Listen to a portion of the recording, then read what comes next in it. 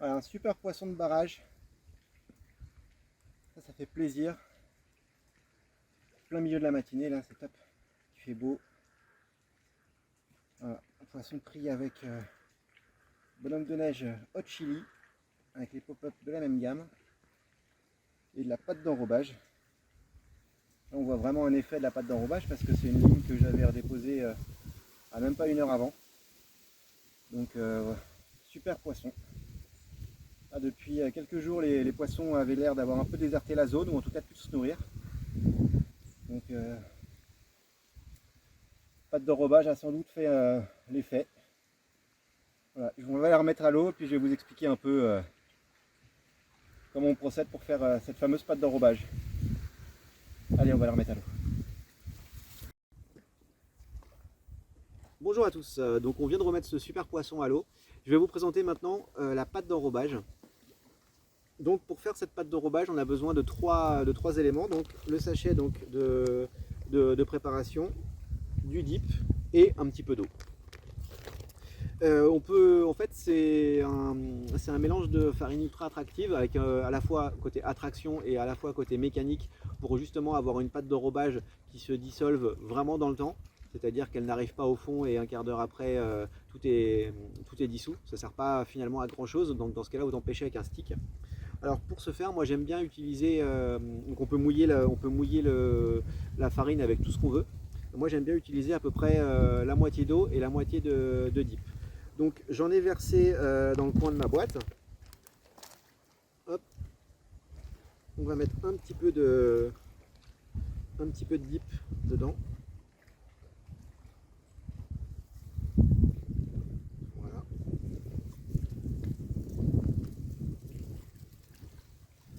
Tac. Donc voilà voilà en gros comment ça se présente. Hein. Donc on va mélanger. Mon montage, je le prendrai après. Je mélange. Alors là, ça va rester relativement farineux parce que forcément, il n'y a pas tout pour mouiller. J'essaye d'incorporer le dip vraiment partout. Hop, on mélange bien.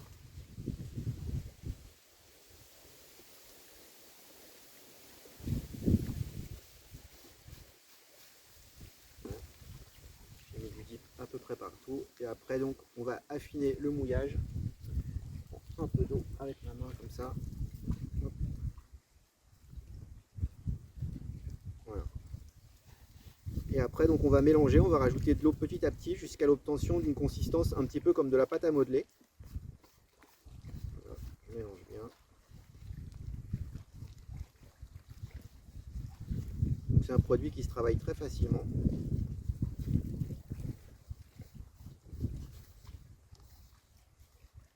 Voilà, ça commence déjà à prendre forme.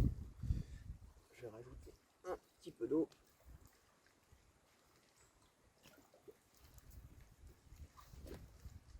Hop.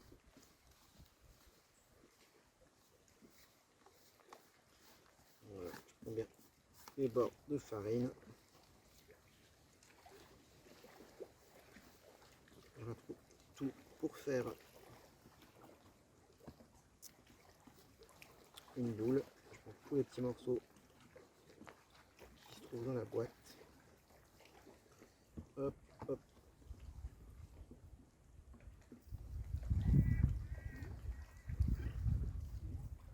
Donc on peut vraiment avoir la consistance qu'on veut. Donc là j'en ai fait une petite quantité. Voilà, je perds tous les petits morceaux, comme ça on n'engage pas. Bon, on se colore un petit peu les doigts, mais bon, c'est pas pire qu'avec d'autres dips. Voilà, donc on peut avoir vraiment la consistance qu'on veut. Donc on a vraiment une pâte comme une pâte à modeler. Là pour moi je la trouve un tout petit peu trop, molle. Donc là on va pouvoir rajouter tout simplement un tout petit peu de farine pour la rendre un tout petit peu plus dure. Hop, je prends ma farine, j'en rajoute un petit peu. Hop. Pas beaucoup, parce qu'on n'est pas très loin de la consistance qu'on veut. Hop.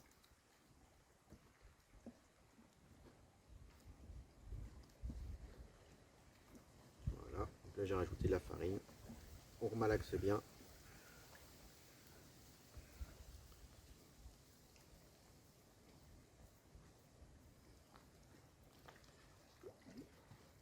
Et donc ça c'est quelque chose que vous pouvez faire dans les eaux.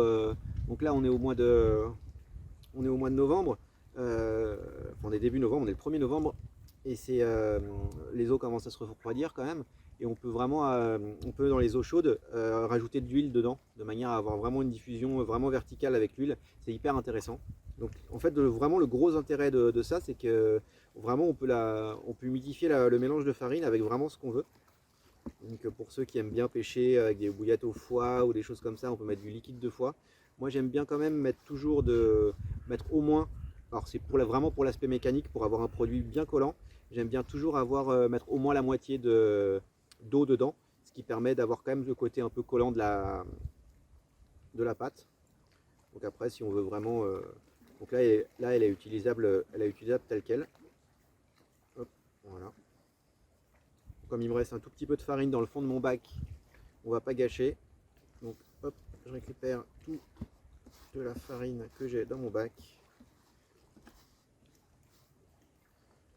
Voilà. Et donc en fait, ça a plusieurs avantages d'avoir une pâte d'enrobage à concevoir soi-même comme ça. C'est que ça, on peut en faire en petite quantité pour l'utiliser régulièrement.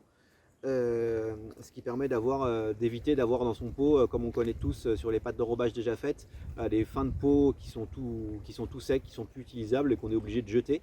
Donc c'est assez dommage, on gâche du produit, on gâche un peu d'argent. Donc là ça permet vraiment de faire sa pâte en fonction de ses besoins tout simplement. Donc voilà, hop. Donc là on a une conception, on a une texture vraiment parfaite.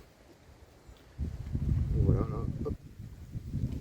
Voilà, j'ai une boule de pâte d'enrobage qui est à peu près grosse comme une mandarine. Alors là, j'ai un montage. En fait, l'idée c'est d'en prendre à peu près la quantité de lèche qu'on va utiliser. Donc là, on a une bouillette chili en 20 mm et une petite pop-up. Hop, donc j'en prends à peu près la moitié. Voilà, taille d'une noix quoi en gros. Voilà, alors je fais une boule.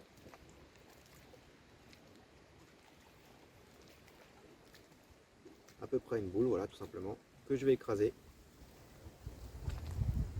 pour faire un disque. Hop. Voilà, hop.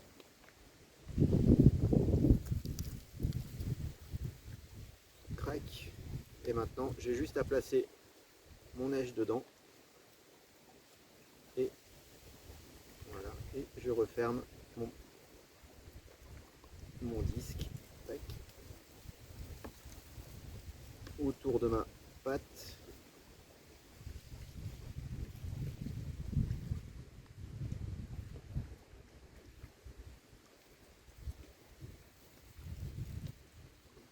Voilà. Hop, récupérer un petit peu les morceaux qui ont collé sur ma main.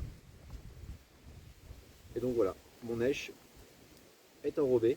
Et donc là, il n'y a plus qu'à accrocher ça sur une canne et aller le déposer sur votre spot préféré. Donc j'expliquais tout à l'heure l'effet mécanique, ça permet de pouvoir le lancer. Alors ici on est en lac de barrage, donc on va déposer en bateau. Donc cet aspect-là est un petit peu moins, nous concerne un petit peu moins. Mais c'est une pâte qui tient très bien si on veut lancer du bord.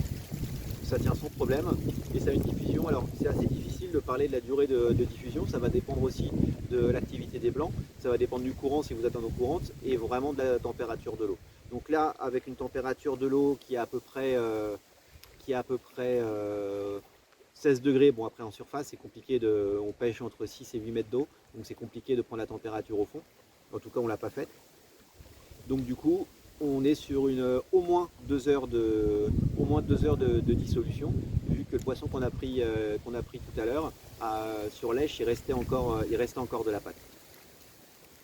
Donc voilà, c'est un produit qui est vraiment hyper efficace.